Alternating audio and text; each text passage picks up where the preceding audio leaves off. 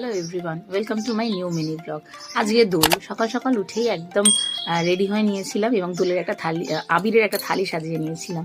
দিদিভাইরা আসার পরেই প্রথমে বাবাকে এবং পাপুনকে খুব সুন্দর করে আবির লাগিয়ে দিচ্ছিল। তার আগেই মুখটা অলরেডি ঘেটে গেছিলো।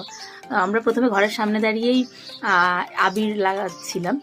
তারপরে ভাবলাম না, ছাদে যাওয়া যাক, কারণ ছাদে গেলে দুটো জিনিস হবে। এক হচ্ছে ফটোটাও ভালো করে তোলা যাবে, আর সেকেন্ডলি আবির একটু ছড়ালেও অসুবিধা হয় না। তারপরে আমরা ছাদে এসে এখানে প্রথমে দিদিভাই সজলদার মেয়ে করছিল, তার মধ্যে পাপুনও গিয়ে অ্যাড হলো এবং আমাকেও আবির লাগিয়ে দিচ্ছিলো। আমরা এই গরমের মধ্যেও আবির মেখেছি এবং তার সঙ্গে ফটো সেশনও করেছি।